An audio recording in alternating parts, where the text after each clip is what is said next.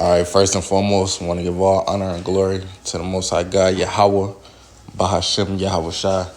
That's Yahweh, who the world inwardly calls God, and the name of the Son, Yahweh Shai, who the world inwardly knows is Jesus Christ, right? It's your brother, Kazak Magun, of the Angels of Yahweh out here in Chicago, right? And so I was just scrolling on Facebook, right? And, look what I see. A post by World Star Hip Hop. And it says, reports claim some NYC dating events are charging women up to $100 to attend, while men are getting in for free. Why are men getting in free and they charging women? Because it's a shortage on men, right? Usually, I don't know if brothers ever been to the club before, but they try to fill the clubs up with women. So they try to say, women free before 11 or whatever, free before midnight or free before 10, because they trying to fill it up with women, because they know the women being there is going to attract the men in there, right? And they know that's what majority of men is coming there for, is to see women, or to get women or whatever, chase after women, right? But you see, it's a role reversal now. It's been a role reversal now. When it comes to these dating events, these speed datings and these dating seminars and all of that, you see that it's the women that's paying, because the women is outnumbering the men. All of these single women, they can't find no men, because the ratios of men to women it's a far gap between them. Right? It's unproportionate. Right? So it says, a new study shows that women are outnumbering men 3-1 at an NYC dating events. That means for every three women, you get a group of three women, it's one man that pairs with them. Right? That's how the ratio is. It says 3-1 at NYC dating events, charging women $100 while men get in free, because it's a shortage on men. They're trying to get more men in there, so they letting the men come in free. But the women, since there's so many of them, they charging them $100 to get in. You see this brother, he's sitting there, look at him. This is an AI picture, but this spiritual though, because this is going to come to pass, right? It's a shortage on men in these last days, especially real men, right? In the Black and Hispanic communities.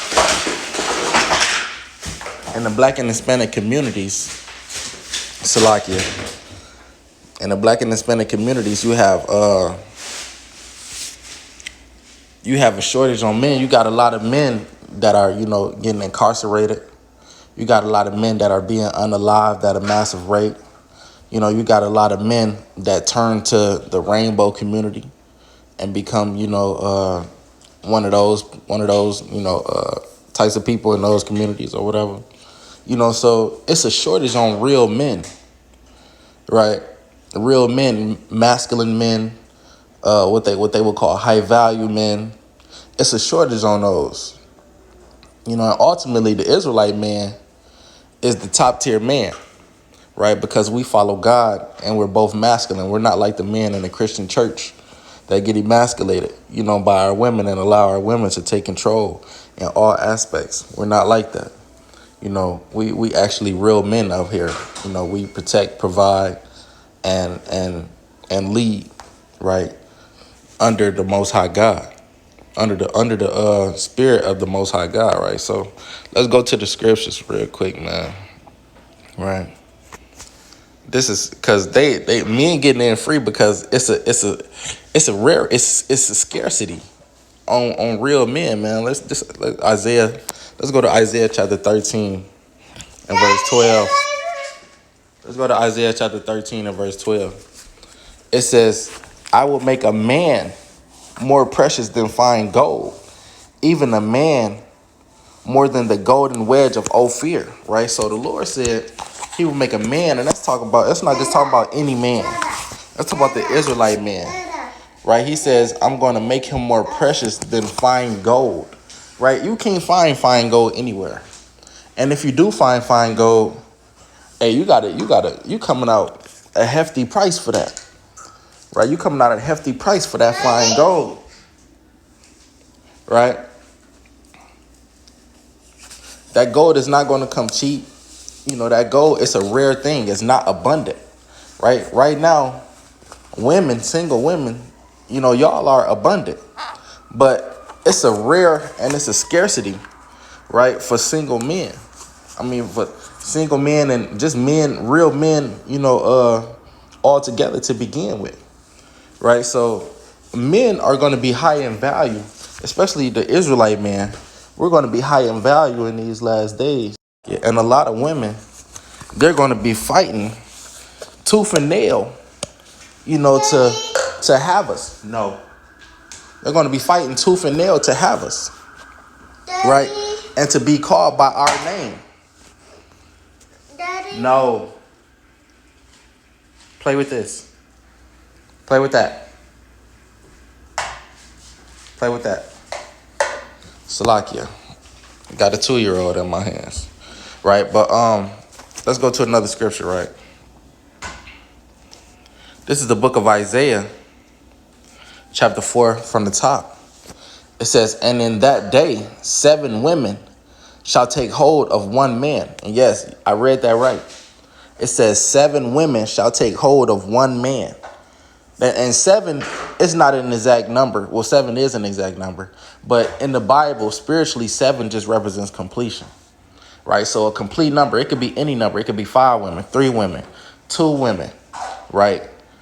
But a group of women will take hold of one man. They're going to be like, listen, you with him, sis? I'm going to get with him too. A lot of y'all women, y'all going to have to get in where y'all fit in. Y'all can't find no real man nowhere else. You're going to have to learn how to share. You're going to have to learn how to share. Right? So, good job. Good job. Y'all going to have to learn how to share your man. Right? Because if you don't learn how to share your man, a lot of y'all going to die alone.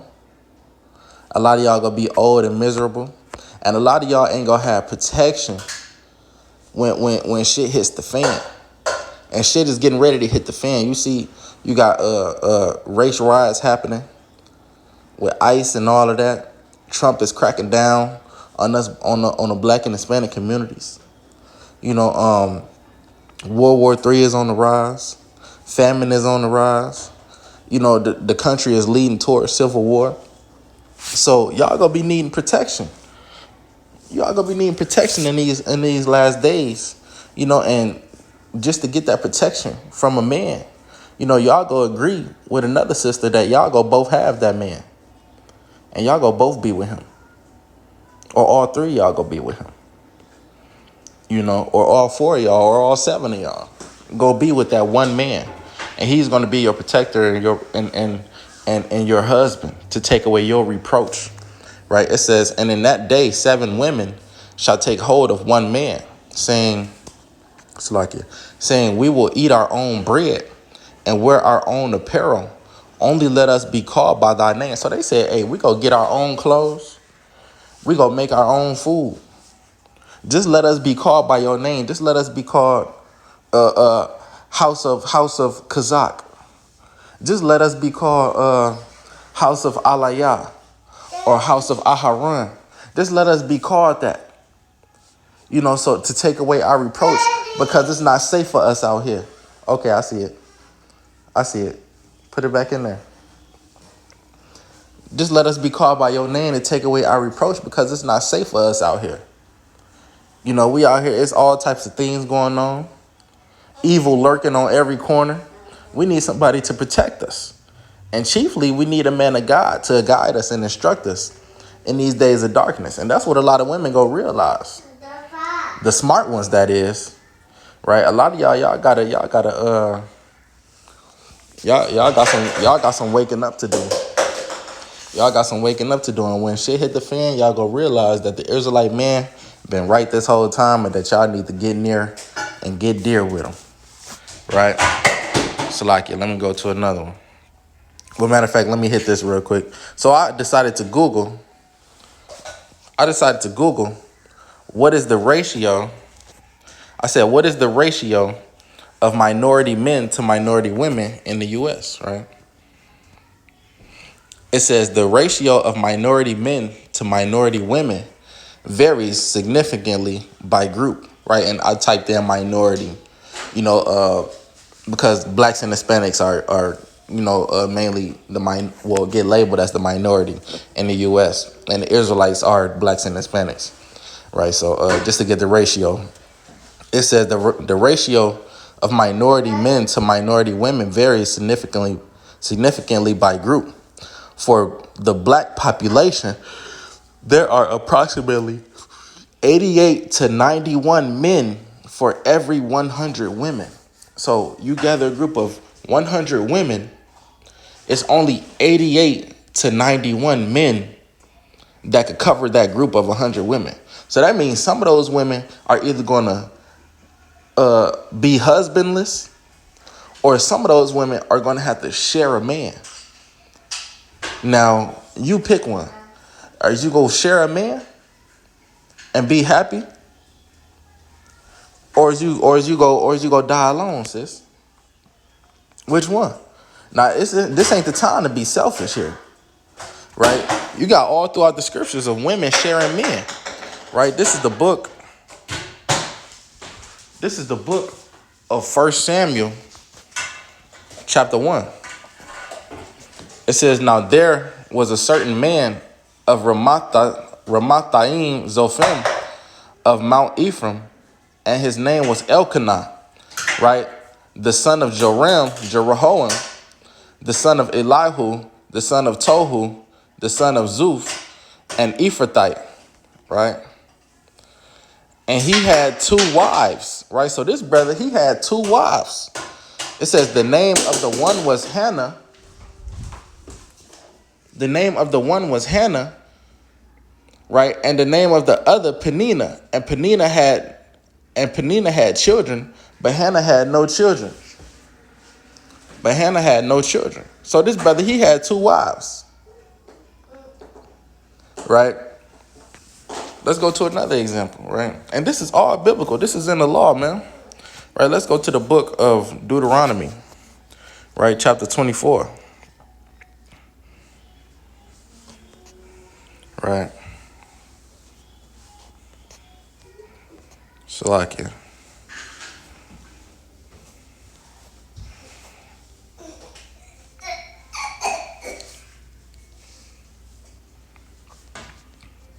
Might be 25. Hold on.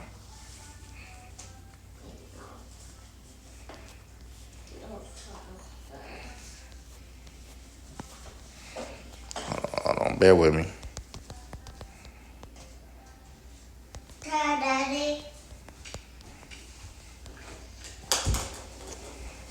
Okay, Deuteronomy 21, Salakia, right? In Deuteronomy, the 21st chapter, and this is in the law, right? Deuteronomy is part of the Torah, the last book of the Torah, right? Torah means law or instruction, right? So if it's within the confines of our law that a man can have multiple wives and how he ought to govern himself and deal with them, right? That means it's perfectly okay in the eyes of God for a man to have multiple wives. Don't believe the hype and what the so-called white man, then put into your mind, saying that a man can only have one wife. He did that because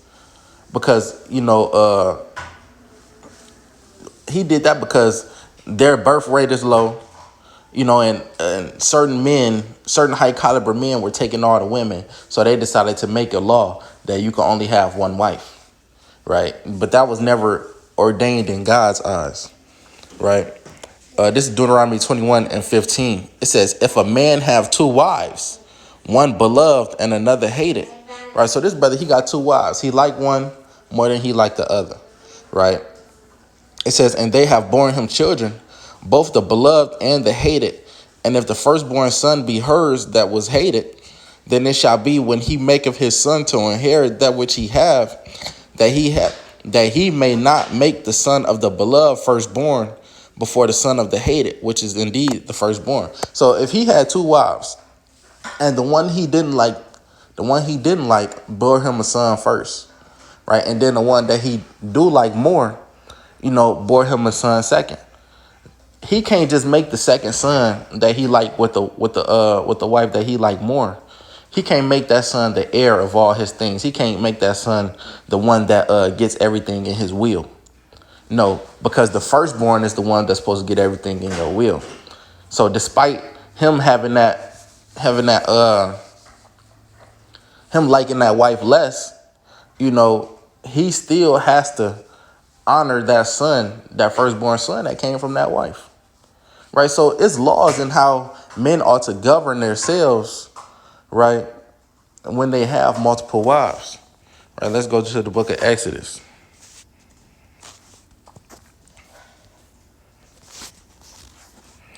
Exodus chapter 21.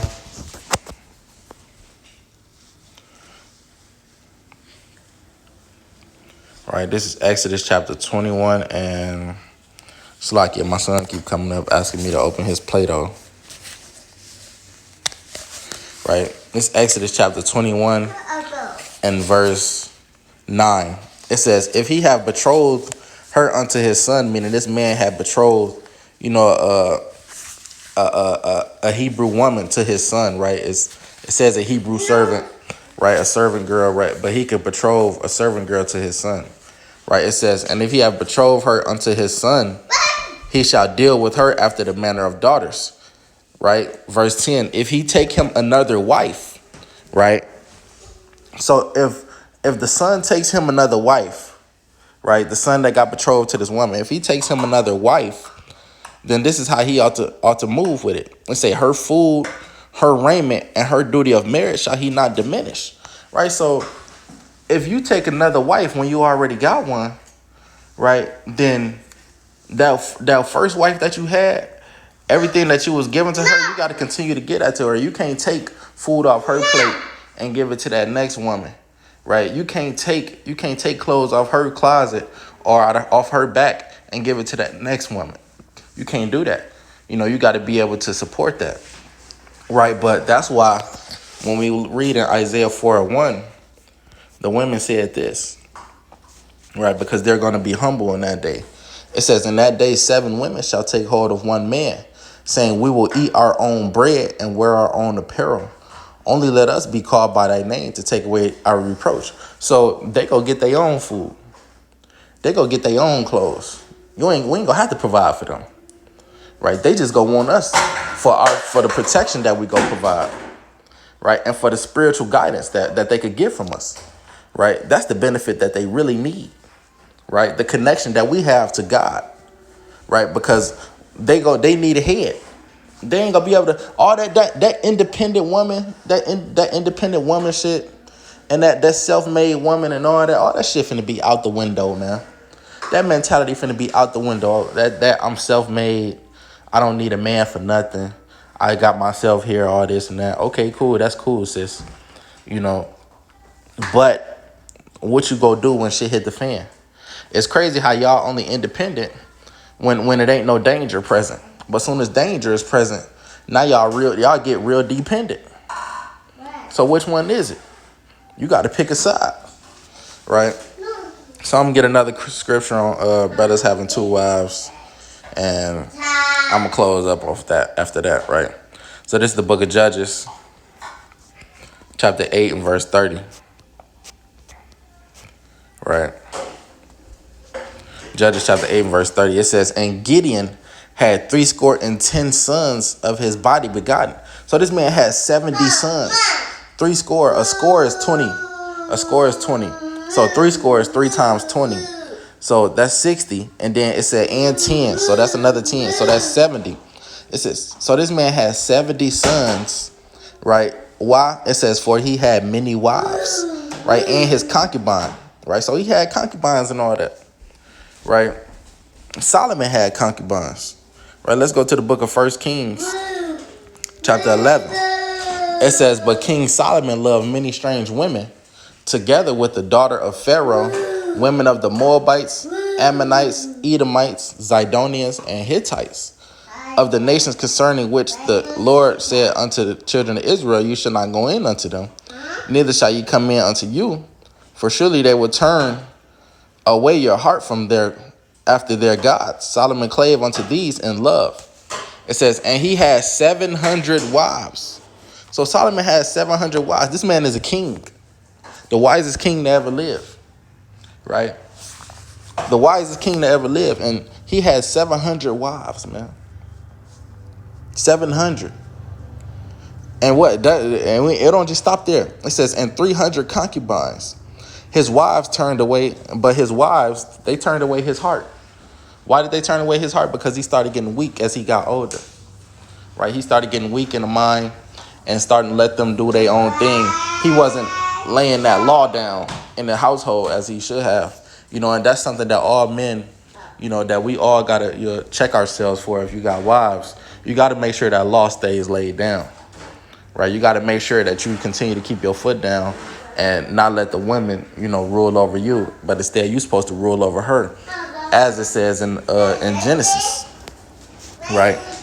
When the Lord was speaking to Adam and Eve, right? Let's grab another one.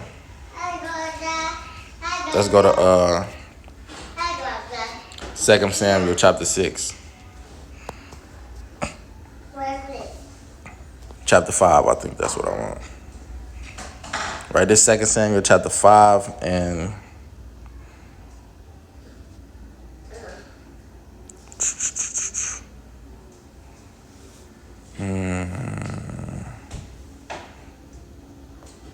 verse 13. It says, and David took him more concubines and wives out of Jerusalem after he was come from Hebron, and there were yet sons and daughters born to David. So David had a lot of concubines and a lot of wives. Concubines is like a lesser wife, right? The wife that you get of another nation, right? But your wife would be of your own nation, an Israelite woman, one of the 12 tribes, right? But let's say you get with, a Moabite woman or an Ishmaelite woman or whatever. That's your concubine. She's a lesser wife. She's not on the same level as the women of your nation when you marry them, right? So you treat them accordingly. It says, and David took him more concubines and wives out of Jerusalem after he was come from Hebron, and there were yet sons and daughters born to David, right? And then it's going to go into naming all the wives, right? Jacob, our forefather, had multiple wives, man. How could I forget, right? This is Genesis chapter let me just go here. All right. Let me just go to Exodus, the first chapter. Maybe let's go print it out for me.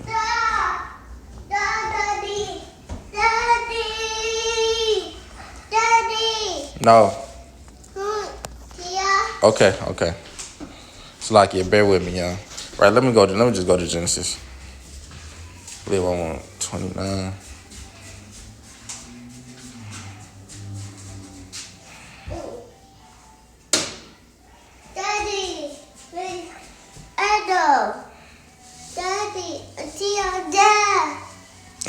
Okay, I hear you. Go watch TV. Salakia. Right, so this is Genesis chapter 29, and I'm going to start at verse 16. It says, and Laban had 2 daughters. The name of the elder was Leah, and the name of the younger was Rachel. Leah was tender-eyed, but Rachel was beautiful and well-favored, right? So they both had some looks to them, but Rachel was the one that was more beautiful. And Jacob loved Rachel and said, I will serve thee 7 years for Rachel, thy younger daughter. So that was his dowry. That was his way of paying the dowry. He said, I'm going to work for you 7 years, right? And you give me your daughter. And Laban said, it is better that I give her to thee than I should give her to another man. Abide with me. And Jacob served 7 years for Rachel, and they seemed unto him but a few days for the love he had to her. Right? It says, and Jacob said unto Laban, give me my wife, for my days are fulfilled. So he worked his 7 years, and it's time for him to have his wife now. It says that I may go in unto her. Hush. Right? It says, and Laban gathered together all the men of the place. Watch out. And Laban gathered together all the men of the place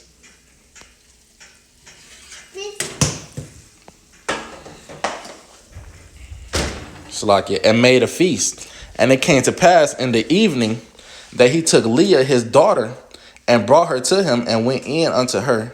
And Laban gave unto his daughter Leah Zilpah his maid for a handmaid.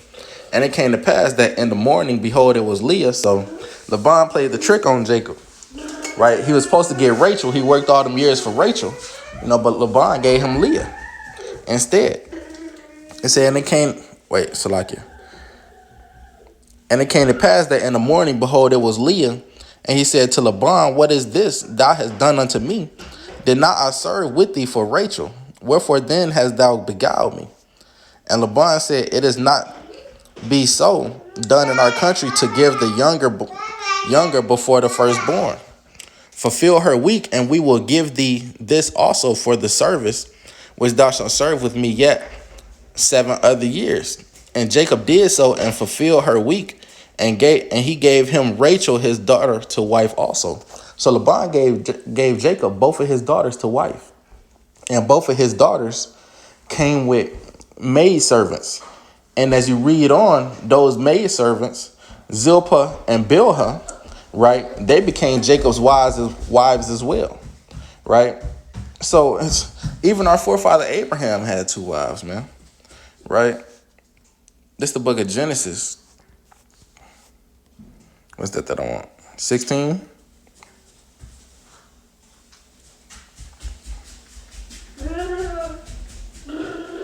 Right, this is Genesis chapter 16, and I'm going to start at verse 1. Now Sarai, Abram's wife, bare him no children. So Sarai, whose name was later changed to Sarah, she couldn't have children at first. It says, and she had a handmaid, an Egyptian, whose name was Hagar. So she took her handmaid, right? And Sarai said unto Abram, behold, now the Lord have restrained me from bearing, meaning the Lord kept me from having kids. It said, I pray thee, go in unto my handmaid. So she said, hey, have sex with my handmaid. Have sex with my servant, right? It says, it may be that I may obtain children by her. And Abram hearkened to the voice of the Sarai, right? So she made her handmaid a surrogate mother, basically, right? Told her husband, hey, sleep with her, and we go take care of this baby like it's our own, right? Verse 3, it says, and Sarai, Abram's wife, took Hagar, her maid, the Egyptian, and Abram had dwelt 10 years in the land of, after Abram had dwelt 10 years in the land of Canaan, and gave her to her husband, Abram, to be his wife, right? So Abram had 2 wives, right? And then later on, after Sarah died, Abraham had got him another wife. Moses had 2 wives. A lot of men in the Bible had multiple wives, right? Even Christ referenced the kingdom of heaven being compared to a man that's finna marry 10 virgins, right? Matthew 25:1. Then shall the kingdom of heaven be likened unto 10 virgins, which took their lamps and went forth to meet the bridegroom, right? So 10 virgins, meaning 10 young unmarried women, right, of marriageable age, right, getting ready to marry one man, right? So these things is not unheard of. It's just this westernized society that tricked our women's minds into thinking that, where was that at? Something like this cannot be normal, right? Into thinking that something like this cannot be normal. But this is exactly normal in the eyes of God, right? That's why a lot of our fathers got children by multiple women, because it's our nature, right? That's why a lot of brothers, you got a girlfriend, but you keep you something on the side. You keep you something on the side because you need something, to get away from that other something. This is the norm. And it's going to become the norm again on a massive level, man. Right? How else is a little one going to become 1,000 in the scriptures? Right? In Isaiah, what is that, 66:20?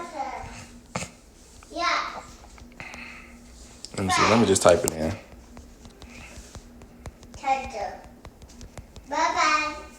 Right? Isaiah 60:22. Right? This is Isaiah 60:22. It says, a little one shall become 1,000. So one man is going to become 1,000. How? How's he gonna have 1,000? How is he gonna become 1,000? He's gonna have to be reproducing a lot, and a woman can only have one baby in 1 year, right? So for him to become 1,000, he's gonna have to have multiple kids in 1 year, right?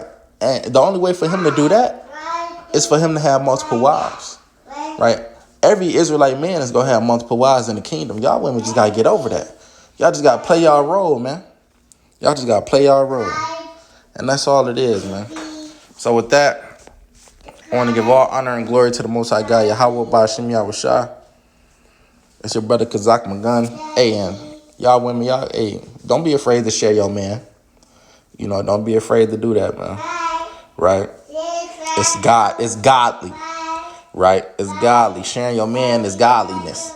Right? So, so I'm going to give all honor and glory to the Most High God, Yahweh Ba'Shem Yahushua. Shalom. On to the next, man.